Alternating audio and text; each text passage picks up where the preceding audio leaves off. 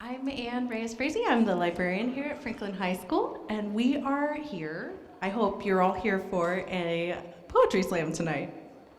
Yes? Okay. We've got some amazing poets lined up for you. If you're not familiar with the format, we'll have a first round, followed by a brief intermission, which is when we'll enjoy our snacks, and then a second round. Two of our poets this evening will go on to compete in the Verselandia citywide poetry slam at the Arlene Schnitzer Auditorium later this month. Good job. Okay, without further ado, I'll ask you, first things first, I'll ask you to silence your cellular telephones, pagers, beepers, personal devices, any sort of beeping, booping, Tamagotchi that you might have brought along. Wonderful. Then I will introduce our incredible MC for the evening, Ruby Lux Bellmeyer. Is headed this direction any moment. And while we're waiting, I'd like to thank all of our parents, all of our teachers, all of our friends, families, adult mentors, peer mentors, and just all of you lovely people for supporting our poets this evening. Thank you. This event will be video recorded so that if a friend or family member, loved one wasn't able to make it tonight, they can still watch it later on the internet. I'll share the link out with all of our poets and they can share it with you. You know, I'll put it on in the newsletter as well so that everybody can enjoy that later. All right, here's Ruby.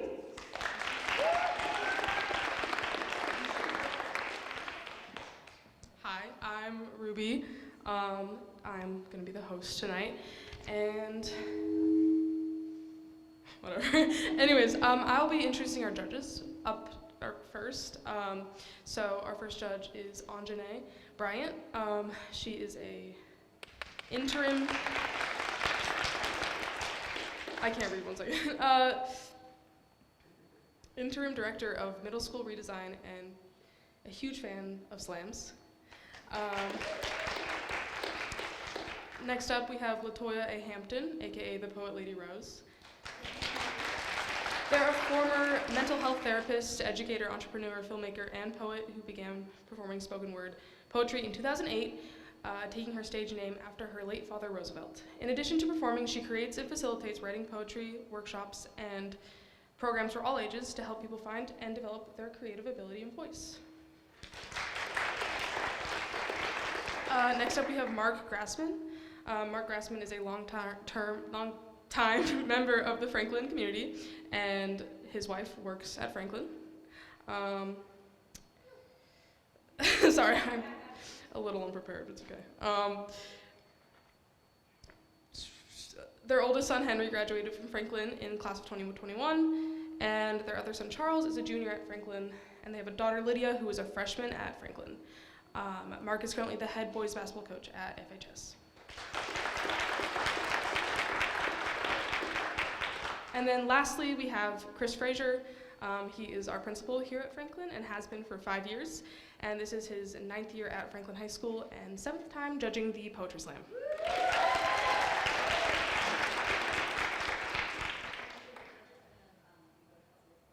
Okay, so thank you to the judges. And then, so first up, we want to issue a trigger warning because some of the poems will contain content that can be triggering, such as eating disorders and self-harm.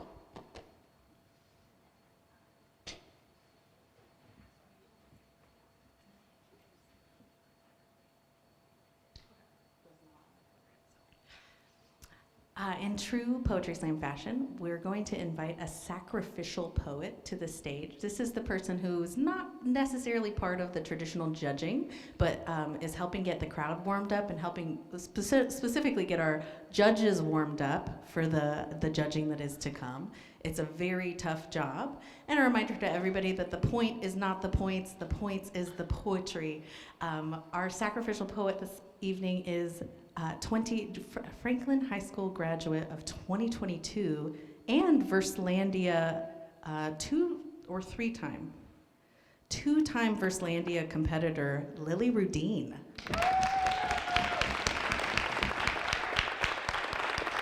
A huge thank you to Ruby for being our host this evening, and thank you to our judges. Hi, everyone. I wrote this poem last week, so it's not completely memorized, but thank you for having me. I waited in the glimpse, a shard of the moon in your reflected image. You complimented my dress dripping with thick mud, then the rain felt like kisses.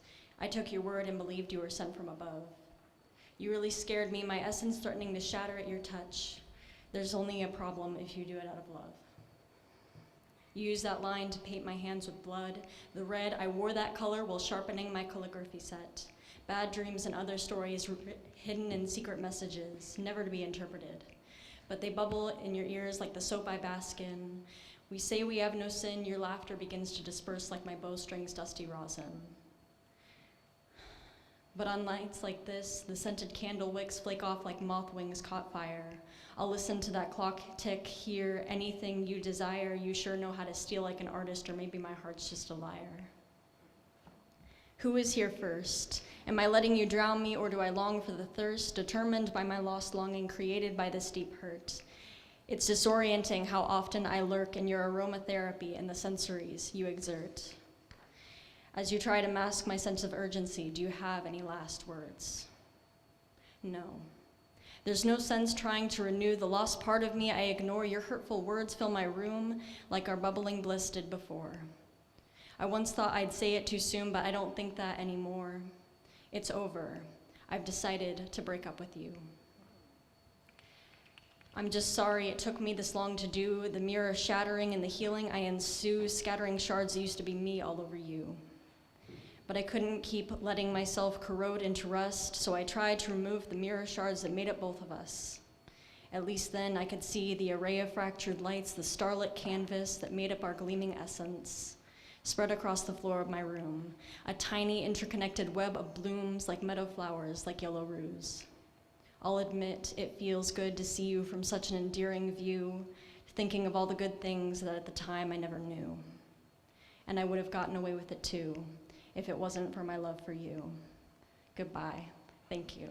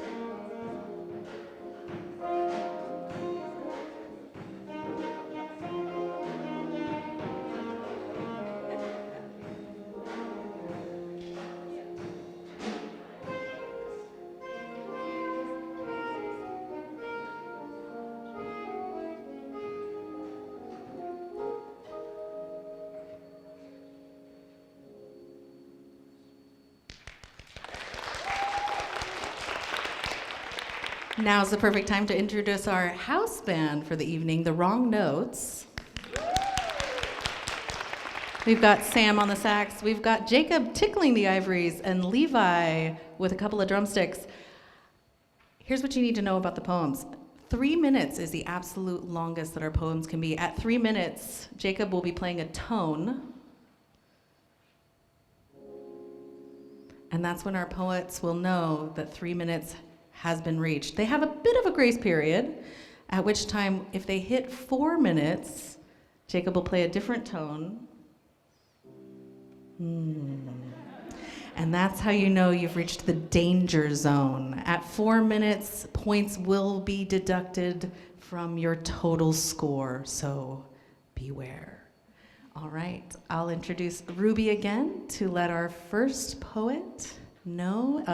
And in case you didn't know, audience, the poets don't know the order of the poets yet, but they will soon.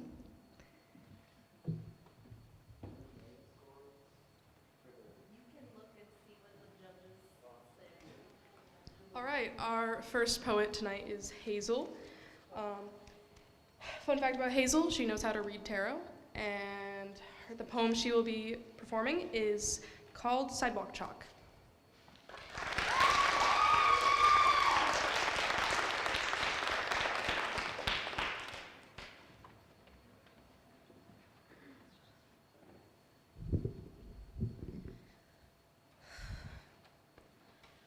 I can never seem to write in the winter, when the skies are depressed and the students are stressed.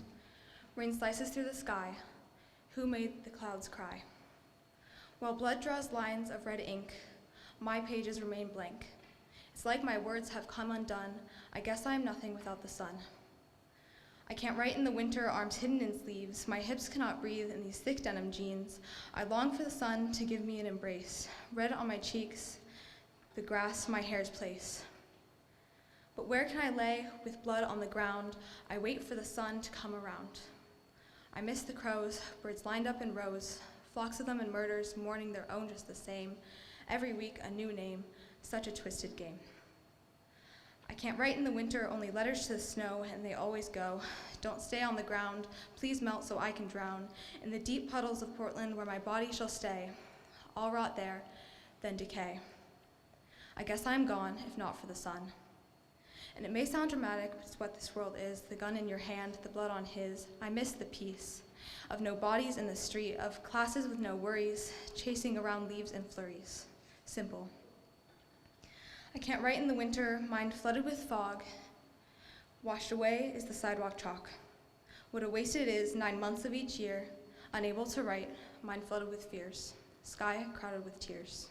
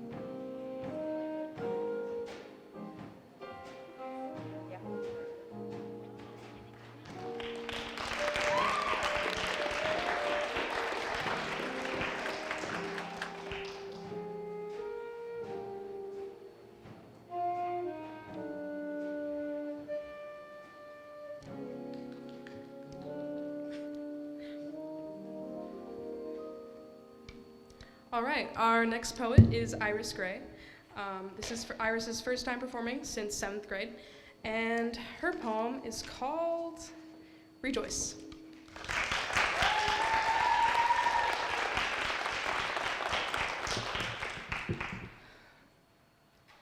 There's a gap between my heart and my breast where faith asked to sit and I said no.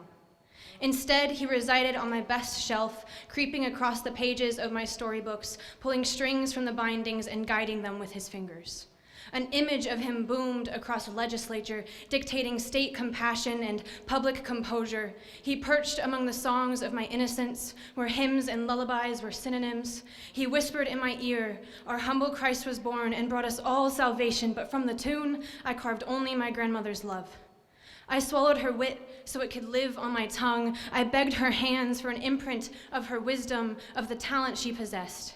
And in consequence, I left him in the corners of my midnight room, a fragmented chord.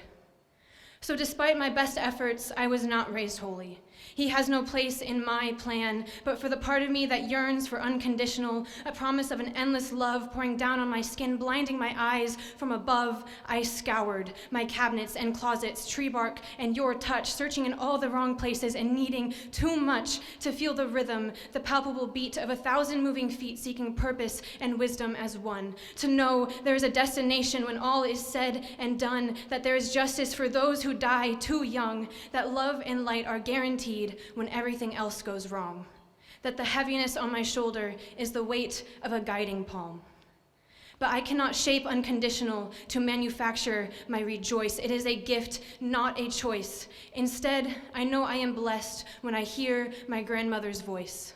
Instead, I slip and slide on my mother's love, stand sturdy in the presence of my father's cheerful shrug, sit in the silence or chatter in my sister's reluctant hug. He has no place in my bones. The mechanical stir of my movement is tied to nothing but the mother and the earth. If I have children, there will be no cross above the hearth, and still they will know the magic. Grace on their tongue, the stomping of feet, the march on of the drums. On the ground, their footing will be secure. Life will be a thing to cherish, not endure, for a kingdom from a storybook.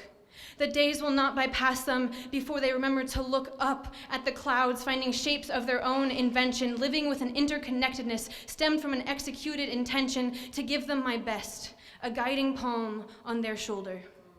They will know that the strings tied from their knuckles become the veins of someone else's daughter, lover, uncle. They will know my dedication to their joy will not be provisional, and above all, more than anything else, from birth, they will know unconditional.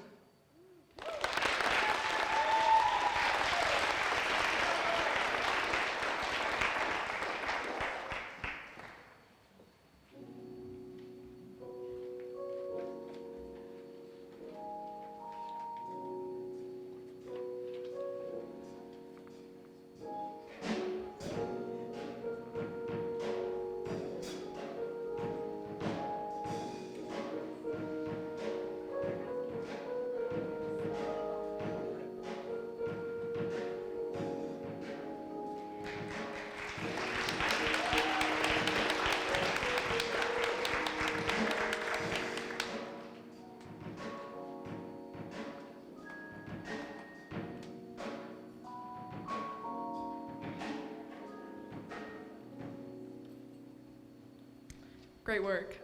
Next up, we have Ava.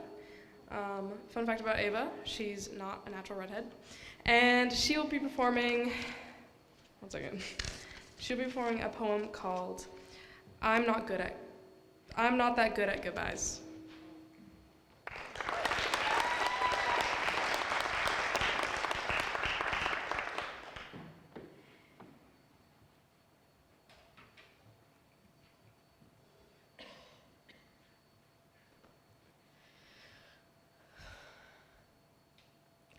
I am not good at goodbyes, at all.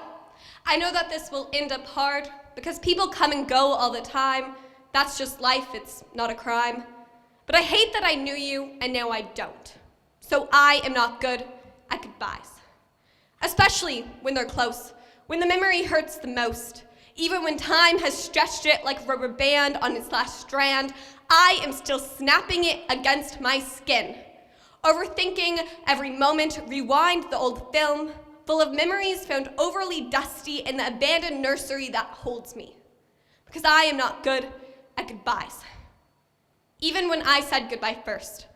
Handed me a ready match, and before I could take it back, I made the first strike, I let it burn. Self-aware or just scared, I really did care. But I let it burn until the memories were sparkling embers drifting to the floor. Catching fire to the files filled with haunted grins, and laughter filling echoing chamber overfilled to the brim. But the only thing echoing is deafening silence. I am not good at goodbyes. Habits and traditions are circling my mind, added ammunition, piercing my heart over and over again. And reminders are like poppy seeds, but this time my brain has the allergy.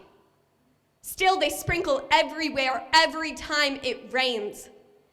In Portland. Reminding me of what was good, making me wonder, had I done what I should? Was it a mistake?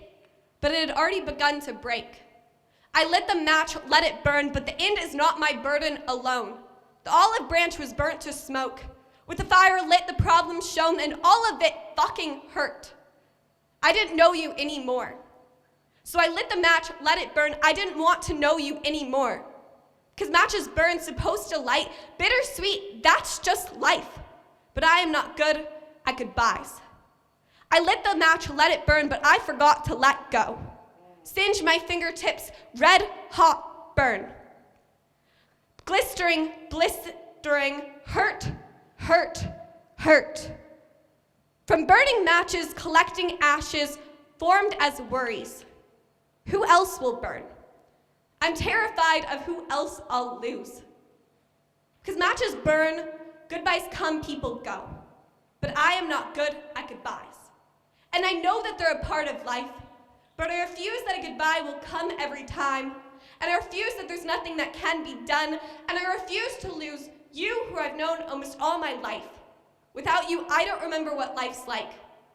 Or you, who will always pass time with absurdity. Stories will always make the best memories. Or you, who I trust with everything, and anything you want to say, I want to be there listening. Or you, who I met in a horrible class, not knowing you would be a crime. I love you to a million. I am not good at goodbyes, but I am good at not saying goodbye when it's right.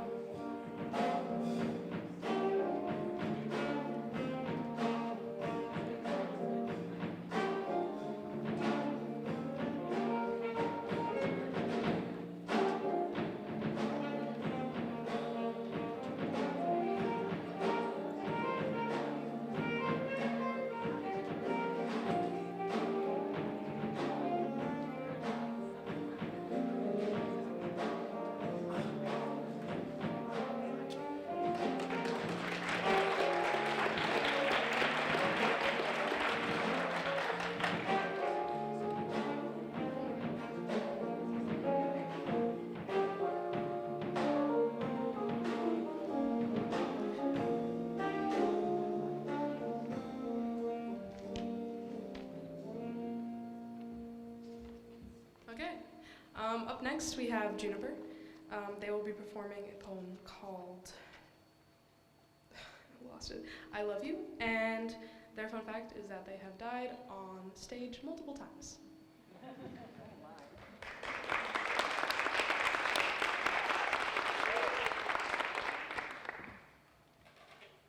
I want you to find someone you've never met before and tell them you love them. Really, I love you. Be sincere about it. Give them a compliment. Tell them you believe in them. I want you to find a stranger and give them a drawing of a little tiny cat. It doesn't have to be good. It honestly shouldn't be. It should just be a drawing of a little cat with whiskers and a little tiny face. And I want you to tell them you love them. If you don't want to talk to a stranger, then tell a friend. I want you to make art and share it with everybody you can. I want you to find things that you enjoy and share it with everybody who will listen. It's absurd, right? And that's the point. Two of my friends found a really bad book about gender and immediately thought they had to show me. One of my friends has my favorite books that I lent to them, and they're adding annotations because I asked them to. I show love by making fun of people, gently. My whole family does. I show love by talking about media that I'm hyperfixating on. But sometimes things get lost in translation, and we're all hurtling through a massive rock in space, and it's going around a massive death orb. And at some point, we're all gonna die. So why not tell a stranger you love them? Really make it clear. I love you, stranger. I hope you love me too.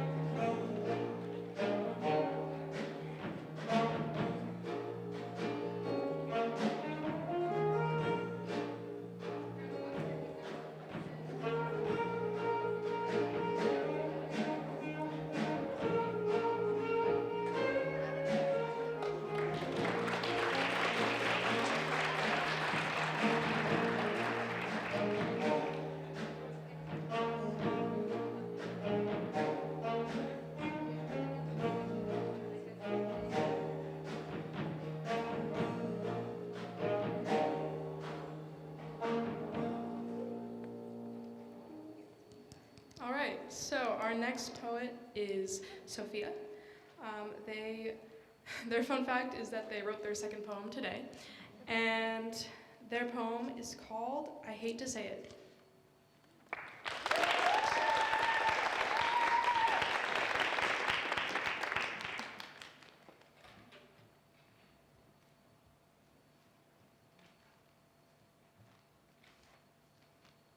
I hate to say it, but I'm slowly losing all my friends. I don't know if I'm pushing them away or if I just need to try harder. My friends never text me unless I text them first.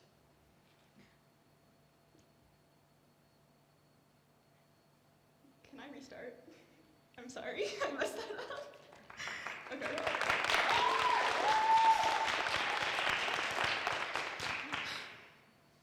I hate to say it, but I'm slowly losing all my friends. I don't know if I'm pushing them away or if I just need to try harder.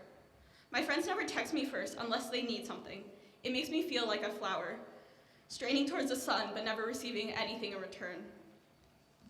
It makes me start to question if I should be texting them more often or if I should fake enthusiasm to keep them talking to me. It makes me want to rip out my organs and tie them in knots. It makes me want to rewire my brain and change who I am. I want to fit in, become invisible. But I want you to see me, to highlight my existence, to give me a reason to continue living through this dreadful life. I want to spend my days with you, picking each other's brains. I want to sit in silence, understanding each other's breaths. But that will never happen. You're the ocean, and I'm the moon. I keep pulling you towards me, but you'll never follow. You stay on Earth while I'm in the stars, exerting all my strength in an endless space. It makes me question why I'm like this, or why I can't use my brain without it becoming blurry or frozen. Maybe I need more sleep, but I can't sleep. I need to know if you'll text me back or just leave me hanging one more time. You're my addiction. I need you to keep me alive. You're my heart, pumping the blood in my veins through my body. You are the sole reason I'm still alive. I need you to stay. Please don't leave me.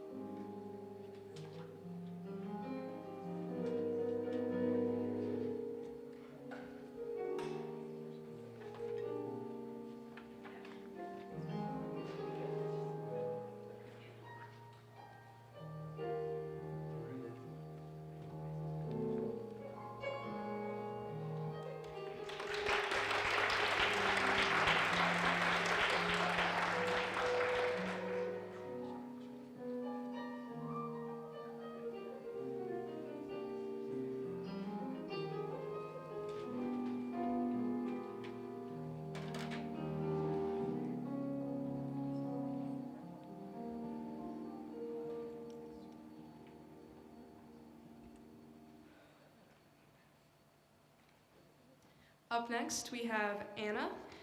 She will be performing the poem A Scrapbook of My Childhood, and her fun fact is that she has over 10 pen pals.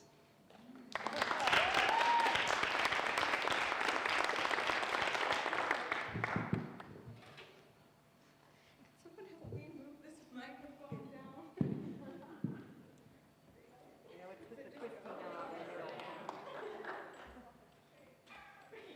Struggling. Thank you.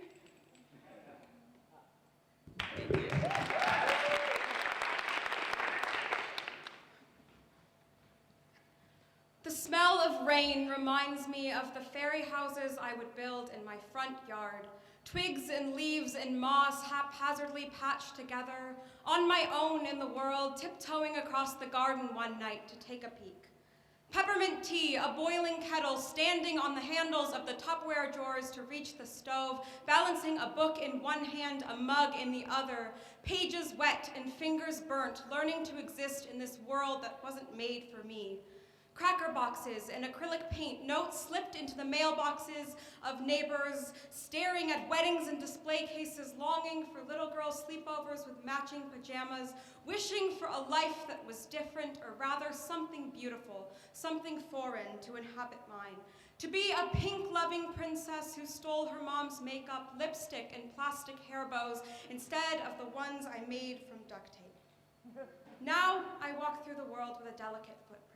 I write poetry in lowercase letters in the margins of my notebooks and wear pants that are 3 sizes too big. I've mastered the art of smothering my strength in mascara and annotated paperbacks to hide the pieces of me that stick out like a sore thumb.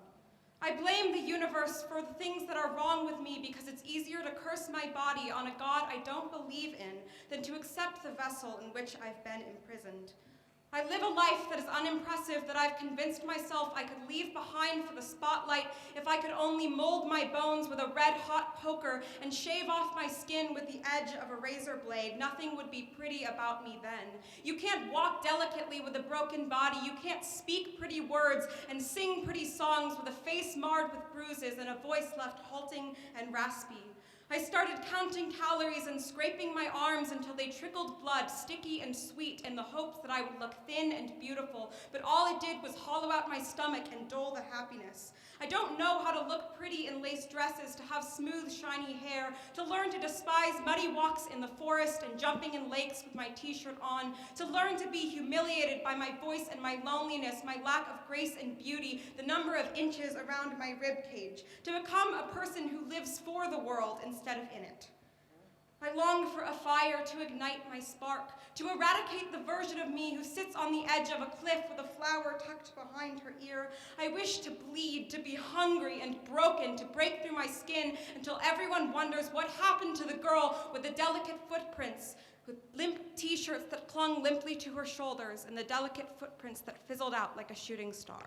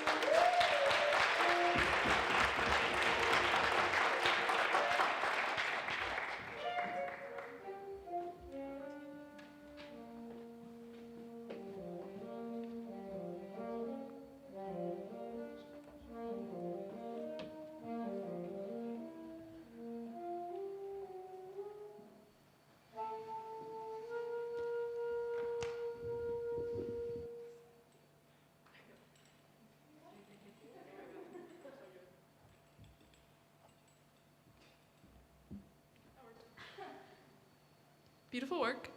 Next up, we have Georgia, and she will be performing Confession. Sorry, she changed it, so I had to. Anyways, Georgia's fun fact is that after graduating this year, she will be going to cosmetology school.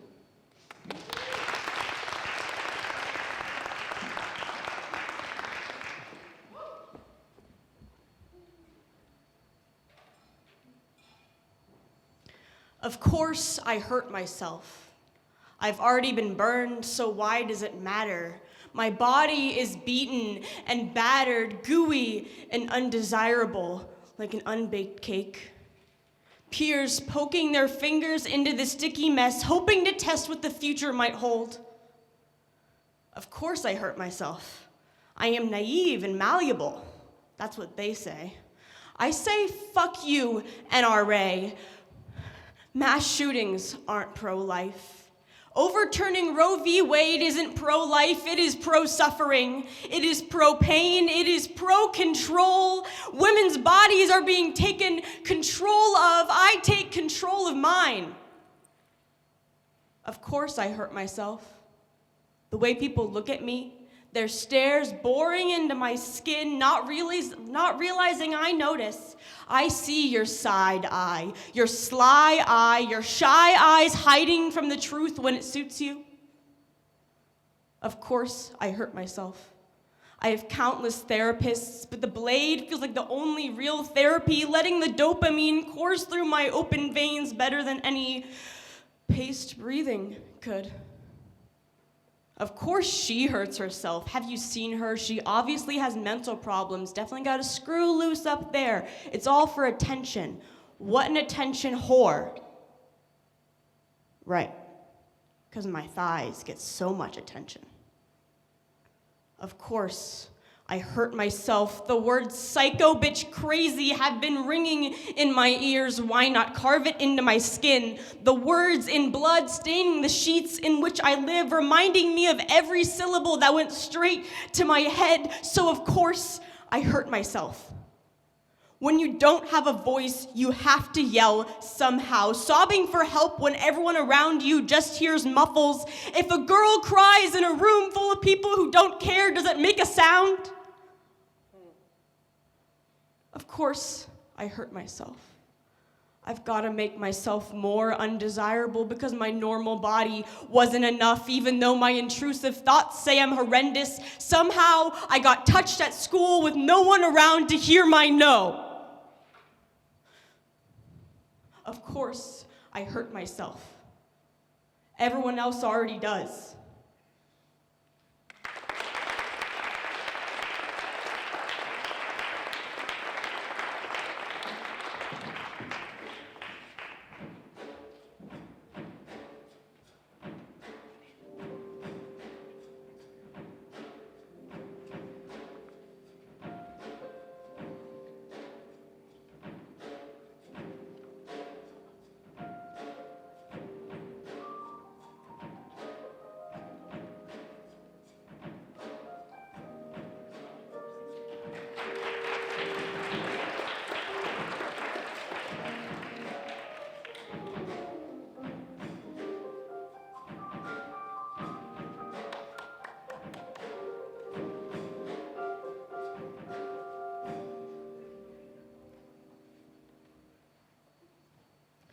Next up, we have Bela Aveline performing Lead Tummy.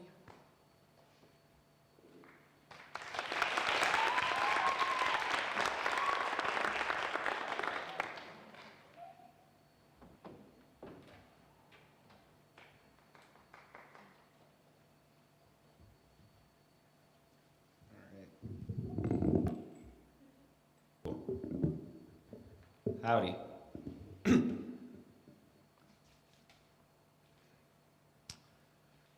Leaving a paper trail of orphaned loogies and forgotten thoughts, I settled on the steel bridge. No, I wasn't escaping. I was reliving, playing solo Marco Polo in a pool since closed with the water chalk best friend of my pet rock, Glenn. I was on my ridge. See, I work at the factory. The factory is a kaleidoscope. The factory is change, or your acceptance of rotation. Poor finance migration. You just think Earth, you're not an engine. Firing, throttling, picking, pilfering, stuffing mechanisms, gizmos, and holes they can't fill until inevitable. But that is the mold. There's a hole in the wall. But it wasn't made for you. It said you can take the razor and sculpt, or you can take the bridge and jump. But when words are black and white, find the gray.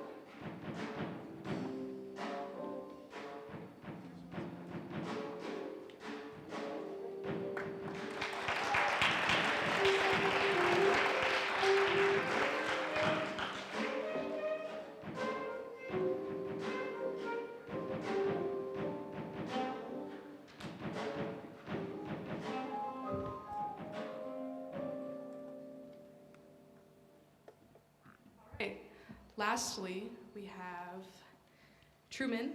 Fun fact about Truman, he loves monkeys. And his first poem is Primate Poetry.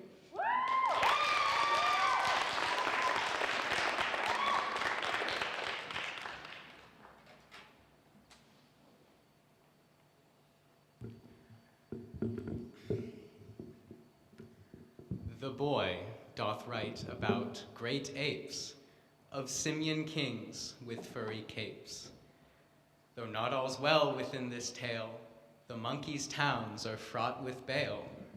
With blackened shirt and blistered hands, through dust and dirt they work the land. Though rock and stone may block the way, to feed their own they work all day.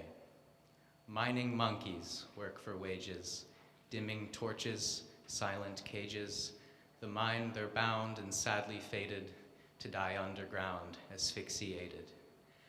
Now cooking monkeys fry plantains, serve with dairy, fruits and grains. Bananas they do spice and baste, fresh as fruits for royal taste. Servants bring the food to table, for nobles eat all they're able. Now Lord Apes drink tea in porcelain, of politics they babble. To legalist rule they are partisan, heavy-handed on the rabble. The head judge is draconian, he wields a thunderous gavel to beat down foes with legal prose left bloody on the gravel.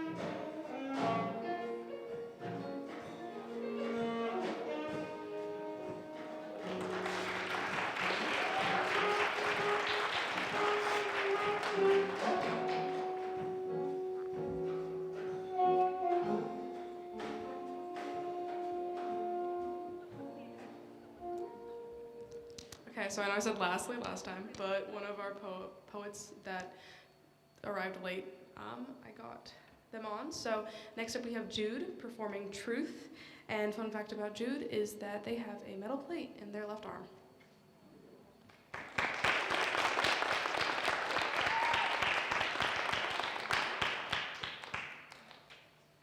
When I look around at the figures before me, I often wonder if what I'm seeing is reality. Are any of us truly honest with ourselves, or are we all just wishing ourselves away into who we think we are, or rather, who we think we should be? Because the truth is too unnerving for us to truly face, we take the parts of ourselves we think will compromise us, and we push it down to a place where we don't have to confront it, and we distort ourselves into something beautiful and bearable and simple. But where does that ugly, intolerable, complicated part of ourselves go?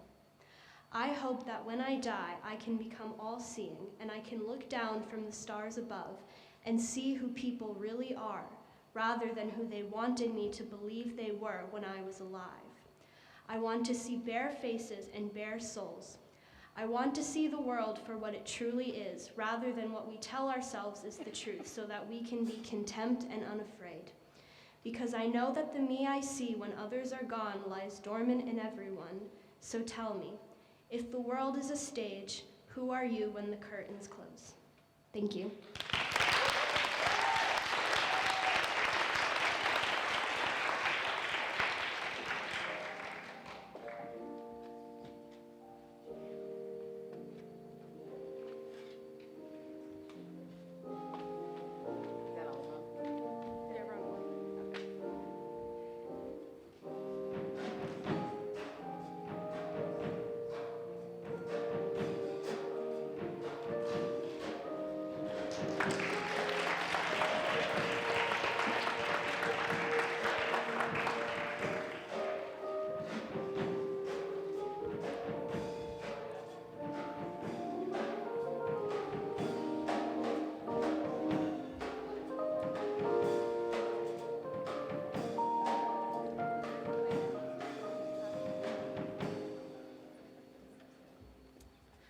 right, so that concludes round one.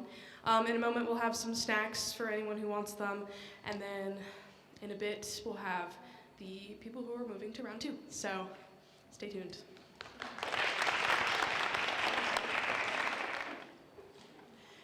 Thanks again for joining us this evening.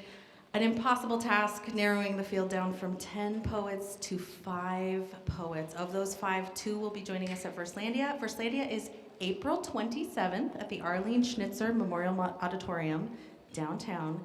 If you are a student or could pass as a student, I have free tickets for you for that Verslandia event. Find your own ride over there. But I've got free tickets for you, so see me at my desk later. Not today, later. But I've got free tickets, and you can see our 2 Franklin finalists. Head on over. Ruby's gonna make the big announcement. So just before we announce, I am so proud. Oh my gosh, my 10 poets. Phenomenal work. I've heard most of your poems before, and tonight it was just like an out-of-body experience. Incredible work, everybody. So one more round of applause for our incredible poets.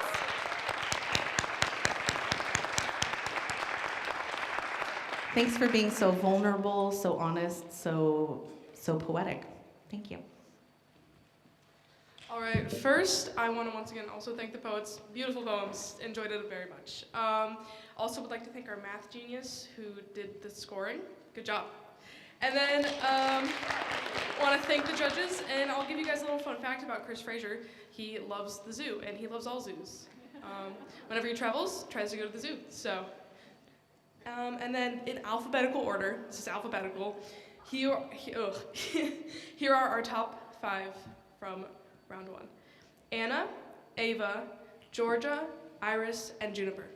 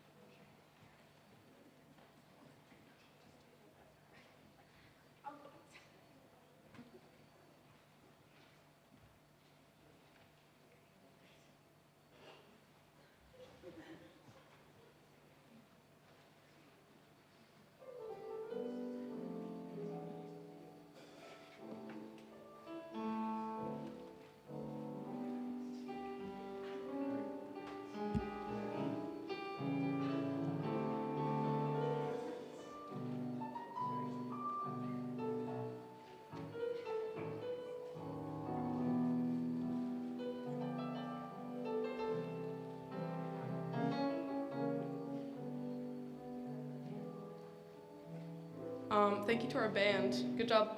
Good job. They're doing great stuff. So I just made a very random list. I promise, it's very random. That sounds like it's okay, so our first poet is, oh my god, I'm sorry, I don't have the names of the poems, because I'm sorry, Mr. You could say your poem names. I crumpled the sticky notes, it's fine. Our first poet tonight for round 2 is Ava.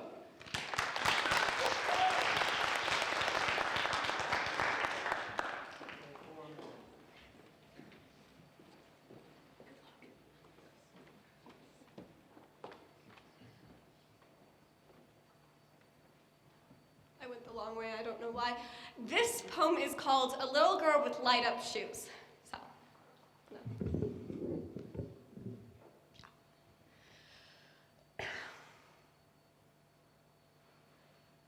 I need new shoes, a little girl said on a sparkling sunny Monday in March.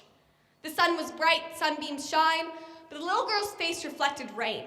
I need new shoes, she said to her mom, who asked why. The shoes had been bought last week on Eleanor Street and had filled the little girl's face with glee. Purple shoes that lit up in brilliant bright blues and pinks. So why, oh why, did she need new shoes? Because the lights, the little girl said as she squeezed her face tight, the lights will give me away, and I don't want him to shoot me. So I need new shoes, the little girl pleaded. I don't want him to shoot me. Now don't be alarmed, this is a world with active shooter drills.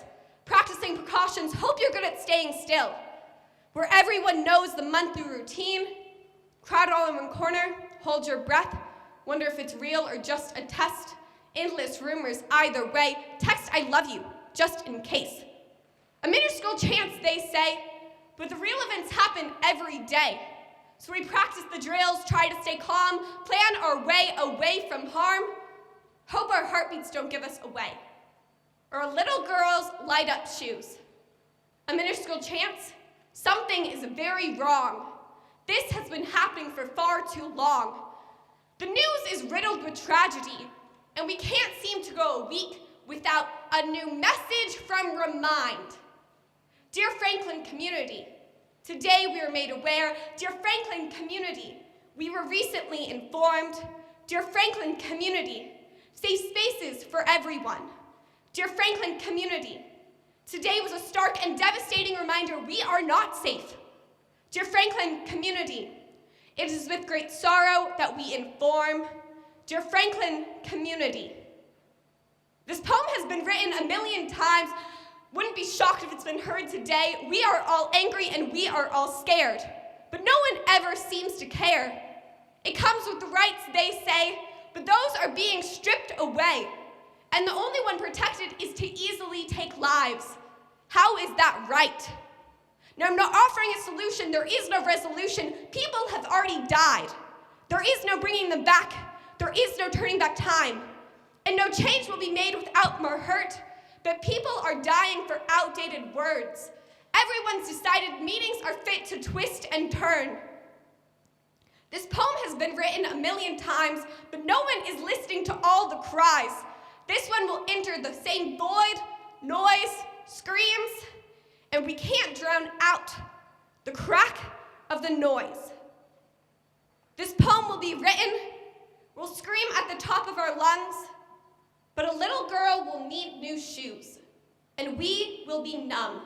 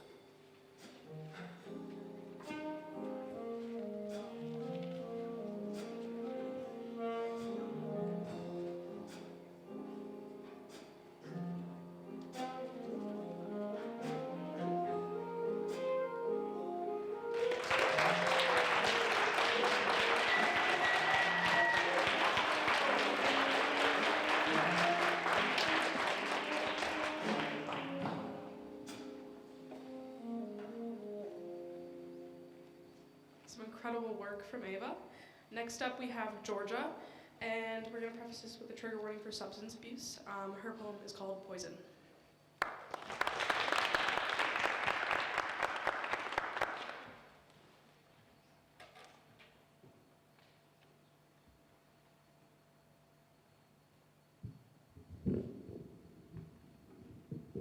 Never had a raisin mic before. The body that I poisoned for months is screaming at me. An internal 911 call with no operator because I don't know if I want to get better. The first step is admitting you have a problem. How do I learn to want to solve it? These toxins that I willingly ingest are keeping me stable, trapping me inside that stability like an animal.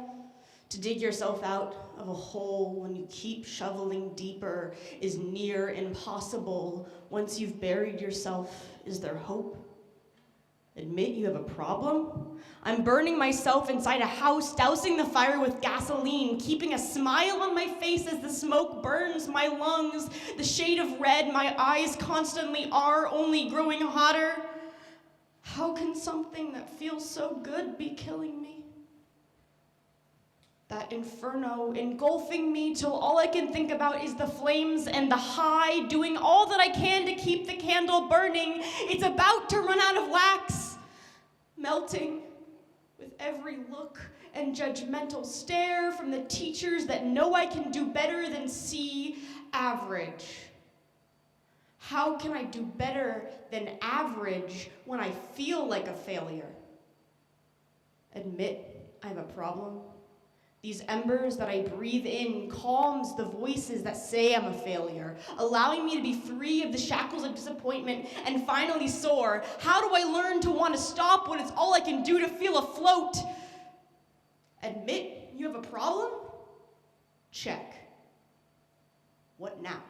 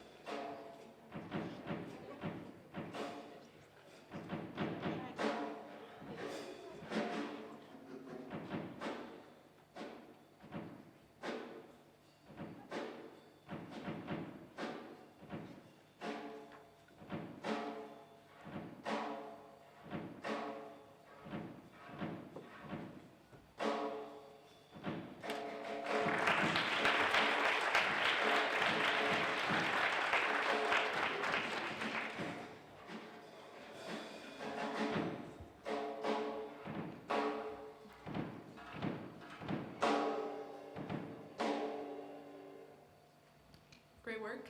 Next up, we have Juniper performing for girl avatars.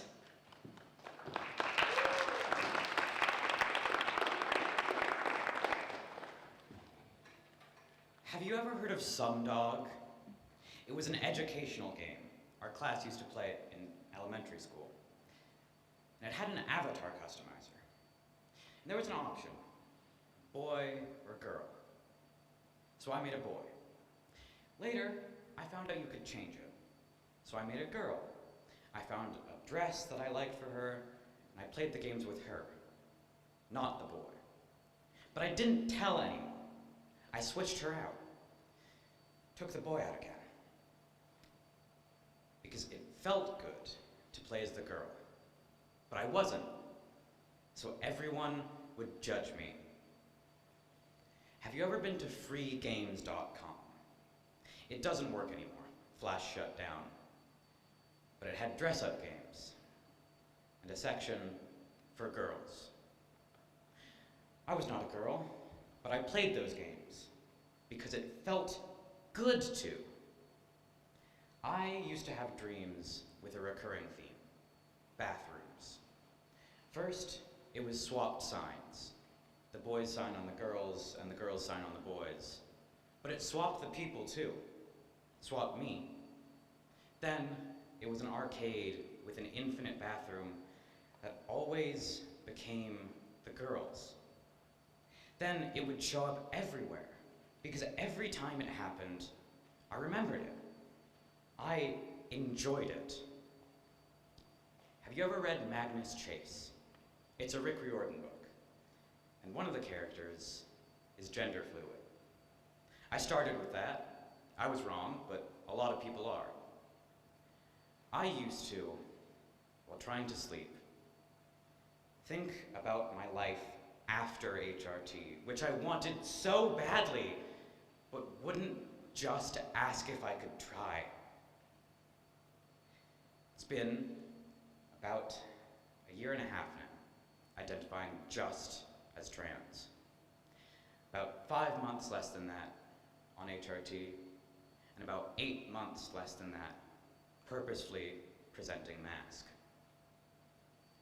So, for the 4th grader who got so much joy from playing Sumdog as a girl, I know it's fucking terrifying right now, but please, keep going.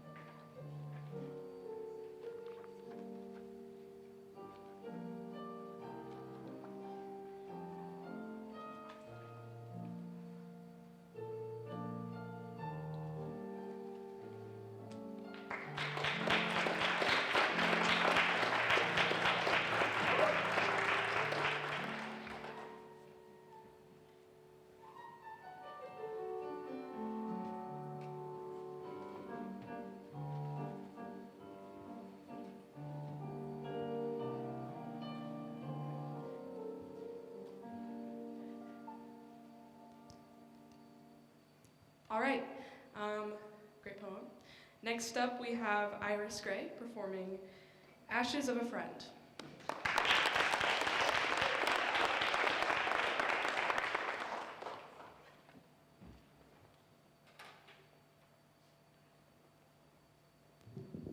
Hello again. She told me she needs white noise to sleep, her spinning fan and the humming streets. I use a recording of her, my honey, reciting Mary Oliver on an August afternoon. It was recorded on the day we packed away her childhood like sardines into a tin, preparing to ship across the Pacific. The 10 years before, we lived as near parallels, from anti-vax lemonheads and ringworm wells to Sapphic theory sung in the Willamette River current swells. I'm not sure when she propped open the gate to the garden of her mind, invited me inside to her honeysuckle, bedside table ashtray, willow tree, and will you stay with me? But I am still propagating the clippings on my windowsill. They are fed with the same sun she stands beneath, and there is a flower bed of her childhood in my room. When it blooms, I remember how then I knew all her tells, predicted the words she would say before they fell, memorized the hitch in her voice that like clockwork came just after 12, saying, "Let's go home now." Back then it was, and now it is, inherent instinct to love her. Her smile is a gut-wrenching drug, and I'm in need of a fix, but I can't find the syllables or syllabus to learn how to reach her. She has unpacked her childhood at the bottom of the world, and the lives that orbited in that ephemeral twirl proceed stagnant. Before the day we laid in a pile of her blunt-burnt sheets and blouses, the suitcases beside the bed, we promised each other old age. As time creeps and I can no longer count on 2 hands or 2 feet the days between the last time we spoke, I am left with just that promise.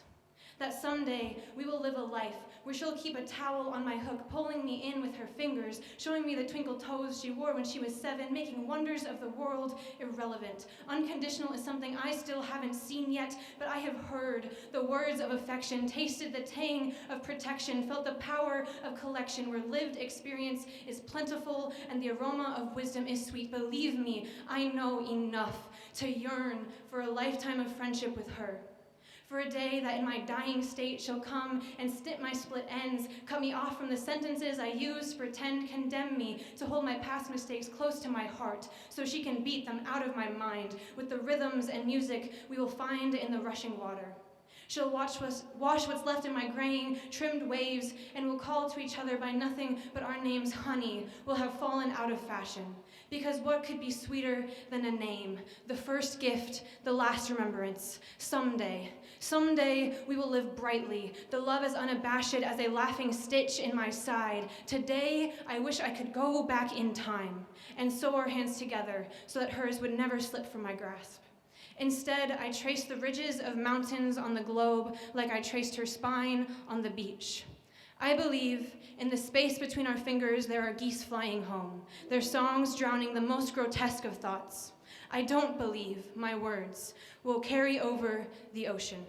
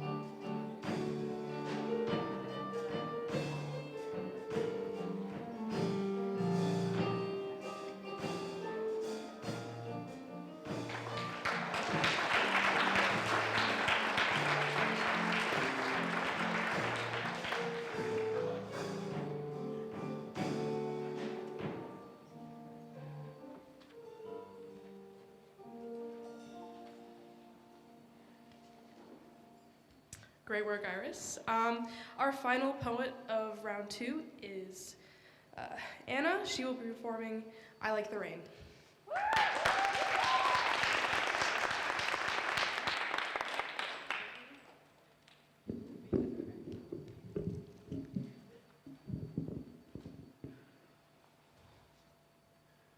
When it starts to rain, the world goes silent. The sky darkens, the sidewalks empty, the sun is hidden, and happiness has gone with it. The air is heavy and life slows down. But I have a secret. I like the rain. When the sun is shining, the universe is alive, the air is warm, smiles are abundant, and each place is a way to reveal yourself. The sun ignites you, it does not give you a place to hide. Sunshine is for beautiful people, to enhance the wonder that is already there, but when I stand in the golden light, all my scars are in plain view, lit up for anyone to look at. Joy makes beauty more beautiful, but the absence of pain is always looming. When life is sunny, I miss the rain. The light only makes clear what I want to be hidden. I look into the mirror and I see a body being pressed down upon by the weight of the world, shortening my limbs and forcing folds of skin to spill over the hems of leggings and the sleeves of dresses, forcing a woman's body on a girl who it never belonged to. I exist outside of this body, and I think that the person beneath it deserves happiness, to be loved, to be admired, to experience the joy of this world, to feel the sun on her skin and the breeze in her hair, to stand on a stage and let her voice fill the room, to sing, to dance, to be valued for more than her heart, but for her beauty, but for her body. A twisted way to think. But how can I be valued for my beauty if the only part of me that deserves validation, because the part that holds my heart together externally, is anything but beautiful? I long so desperately to look in the mirror, to feel pretty in a dress, to not look at a picture of my friends and only see the ways I stand out, too short, too fat, inhuman. I like being surrounded by the storms in my mind because they keep me sane. Stormy skies and raindrops keep the important things at the surface, because what if I forget? What if I start eating ice cream cones without worrying about the sizing of my t-shirts? What if I stop caring about the numbers? What if I'm smiling all the time and I stop caring what my body looks like? I can't lose sight of the way I perceive myself, that we have an irreparable relationship. But when it stops raining, sometimes I forget to remember.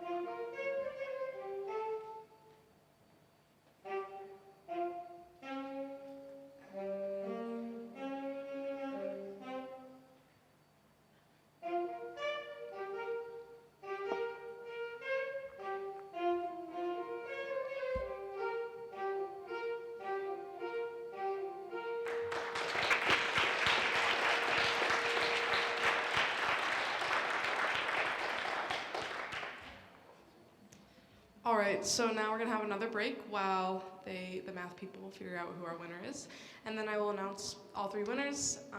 So yeah.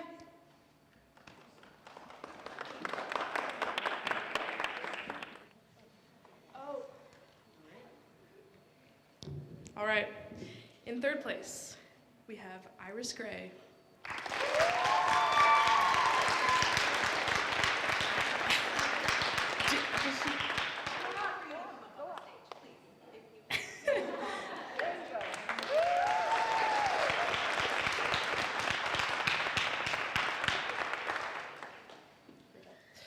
In second place, we have Anna.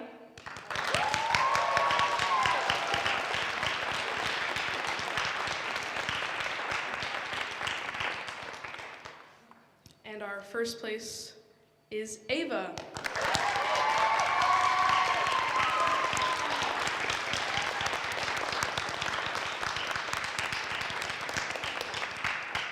Great job to everyone, and great job to you three.